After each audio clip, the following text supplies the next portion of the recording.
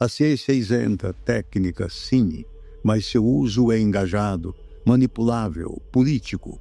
Ao se expandir de forma imperialista, isto desde os tempos dos romanos, o conhecimento e o uso das ciências e das religiões é uma característica do dominador. Trata-se de conhecer profundamente o ambiente a dominar, como forma de exercer o poder e de colonizar.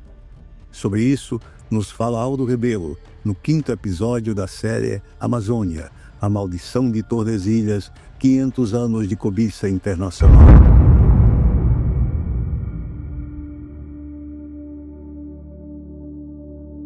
A Amazônia é a maior reserva de biodiversidade do mundo, a maior reserva de recursos naturais.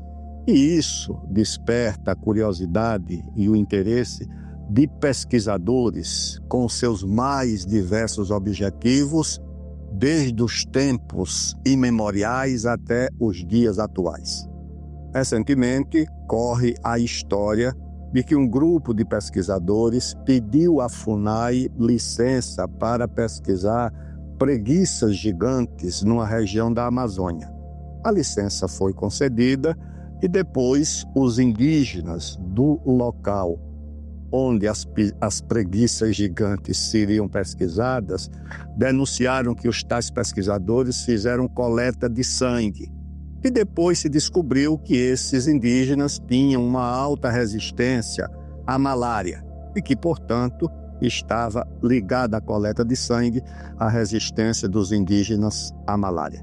Essa é uma das histórias que correm sobre a presença de pesquisadores na Amazônia. Mais recentemente, passando pela cidade de Paragominas, na viagem que fiz para escrever o meu livro sobre a Amazônia, tomei conhecimento da passagem de pesquisadores alemães, agora pesquisadores que reuniam um grau maior de seriedade na presença lá na área de Paragominas. Eles queriam pesquisar uma planta que, segundo eles, daria a possibilidade da cura do Alzheimer, uma planta nativa da Amazônia, que naturalmente ofereceria, além da possibilidade de cura do Alzheimer, grandes lucros para o laboratório que registrasse essa patente. São histórias do presente. Mas no passado, um grande número de pesquisadores europeus, os melhores pesquisadores europeus, passaram pela Amazônia. A melhor ciência da época era a ciência europeia, era a ciência a serviço dos projetos coloniais dos países europeus. E os melhores pesquisadores da Inglaterra, da França, da Alemanha, entre outros países, vieram para a Amazônia. Alguns deles são nomes de ruas pelo Brasil, inclusive em São Paulo, há ruas homenageando o Von Martius, homenageando o Spies, pesquisadores que vieram no século XIX ou na missão francesa, ou vieram acompanhando a princesa Leopoldina, a princesa da Áustria, que casou com Dom Pedro I e que trouxe uma grande delegação, além de uma grande biblioteca, uma grande delegação de naturalistas, de zoólogos, de botânicos, de etnólogos, e alguns deles foram pesquisar na Amazônia. Há um inglês de nome Alfred Wallace, que foi companheiro de Darwin. Darwin, aliás, dizia que o melhor livro sobre história natural era o livro de Alfred Wallace sobre sua viagem à Amazônia. Esse Alfred Wallace apresentou com o Darwin um trabalho sobre a seleção natural, mas depois, por viajar pelo mundo, distanciou-se de Darwin, que escreveu o seu livro sobre a origem das espécies e não deu crédito ao seu companheiro de pesquisa, que era exatamente esse Alfred Wallace, que escreveu sobre sua viagem à Amazônia. Há um outro famoso, Louis Agassiz, esse é um suíço que veio para os Estados Unidos, dos Estados Unidos veio pesquisar no Brasil.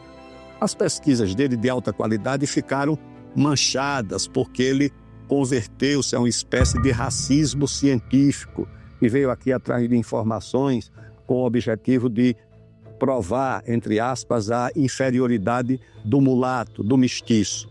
Exatamente aquilo que depois foi desmontado pelas pesquisas e pelo trabalho de Gilberto Freire e do Darcy Ribeiro. Ou seja, a mestiçagem não faz o brasileiro pior do que ninguém no mundo. Pelo contrário, a mestiçagem transforma o brasileiro mais apto, mais criativo a sobreviver nos trópicos e a sobreviver na Amazônia. Mas esse foi o trabalho também desse grande pesquisador, Luiz Agassiz. E há uma grande expedição, talvez a maior de todas no século XIX, liderada pelo Barão de Langsdorff. O Barão de Langsdorff era um alemão naturalizado russo que foi embaixador da Rússia no Brasil e que liderou uma grande expedição que foi apoiada pelo Dom Pedro I, pelo José Bonifácio, que saiu ali de São Paulo, cruzando pelo Tietê, depois adentrou pelo Mato Grosso e foi até a Amazônia. Essa foi a grande aventura. Tem um livro, inclusive, escrito sobre essa expedição, que é a viagem do Barão de Langsdorff. O Barão de Langsdorff teve apoio.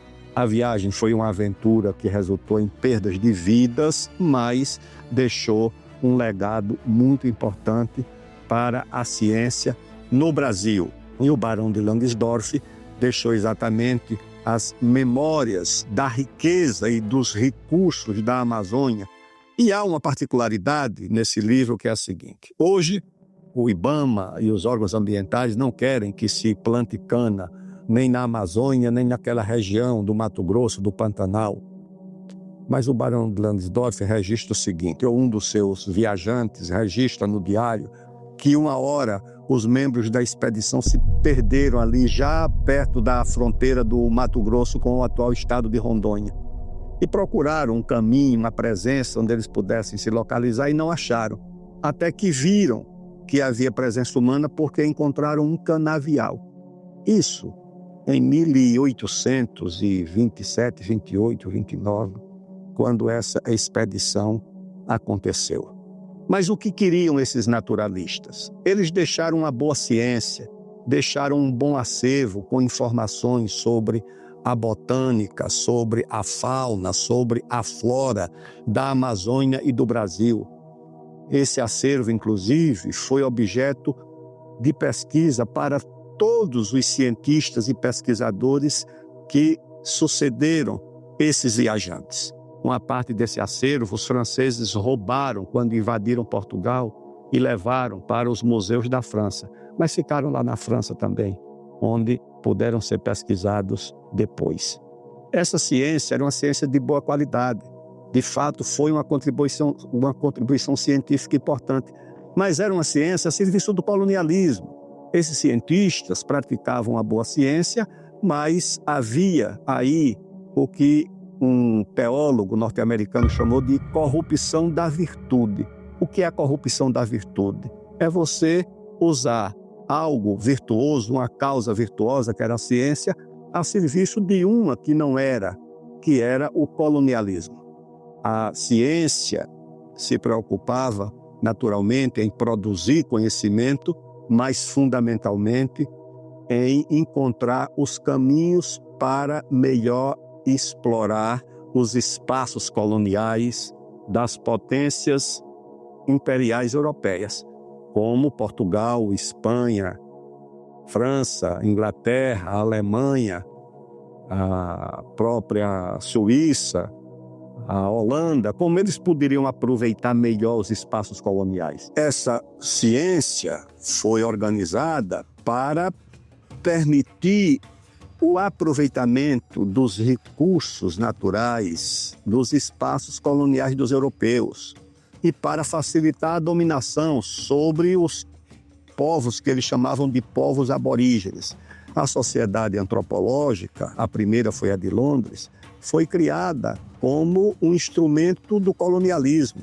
Depois veio a Sociedade de Antropologia também da França. A Sociedade Geográfica foi criada com a mesma finalidade. Os museus de pesquisas e as universidades também cumpriam essa função. Era como usar a ciência, o conhecimento, tanto na área de ciências humanas como na área das ciências naturais, para exercer a dominação e para melhor usar os recursos naturais dos espaços coloniais.